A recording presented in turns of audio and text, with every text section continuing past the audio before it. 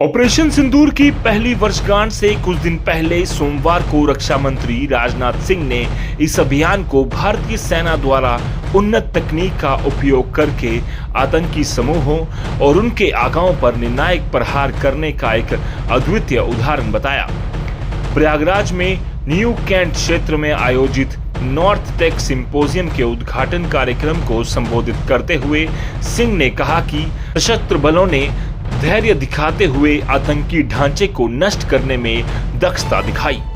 इस अभियान ने पूरी दुनिया को भारतीय सेना की क्षमताओं का एहसास करवाया। भारत ने पिछले साल 22 अप्रैल को हुए पहलगाम आतंकी हमले के जवाब में 7 मई को ऑपरेशन सिंदूर शुरू किया था, जिसका लक्ष्य पाकिस्तान के नियंत्रण वाले क्षेत्रों में स्थित आतंकी ढांचे को निशाना बनाना था।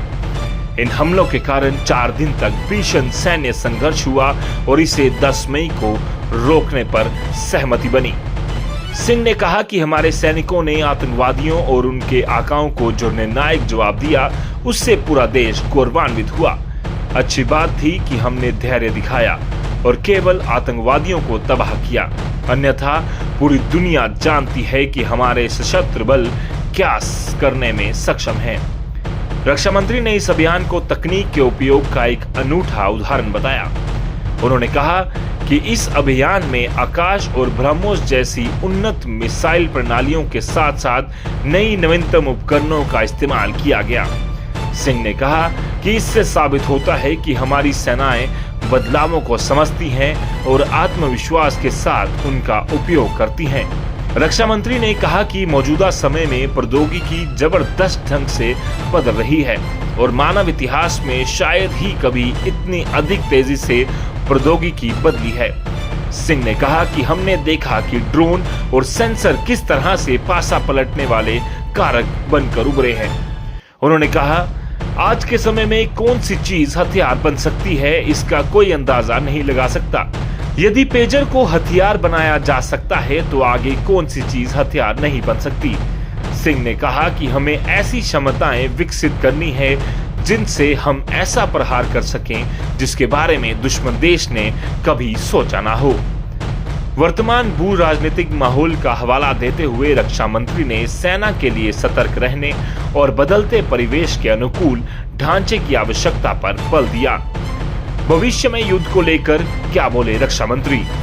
रक्षा मंत्री ने कहा कि लेकिन हमें और भी अधिक सक्रिय होने और इस दिशा में काम करना जारी रखने की आवश्यकता है। उन्होंने कहा कि आज के समय में अनुसंधान का कोई विकल्प नहीं है।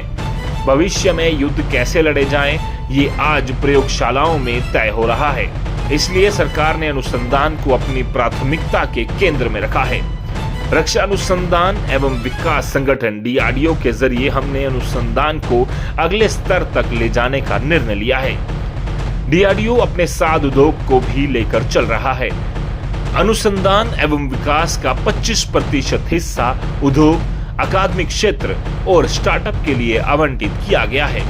उन्होंने कहा कि प्रौद्योगिक हस्तांतरण के लिए नई नीति लागू की गई है, जिसमें पहले 20% प्रौद्योगिकी हस्तांतरण शुल्क लिया जाता था, लेकिन अब विकास एवं उत्पादन साझेदार के लिए यह शुल्क पूरी तरह से समाप्त कर दिया गया है।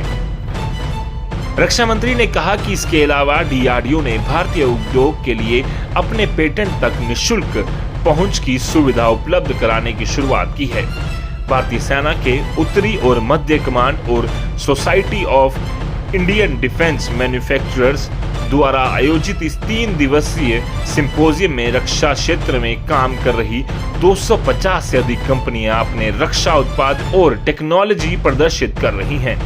कार्यक्रम में रक्षा मंत्री के साथ ही सेना प्रमुख Upendra Dwivedi, air marshal B Manikatan, उत्तरी कमांड के प्रमुख लेफ्टिनेंट जनरल प्रतीक शर्मा, मध्य कमांड के प्रमुख lieutenant general Anindya Sengupta, surgeon vice admiral Arti Sarin और SIDM के अध्यक्ष अरुण T रामचांदनी शामिल हुए।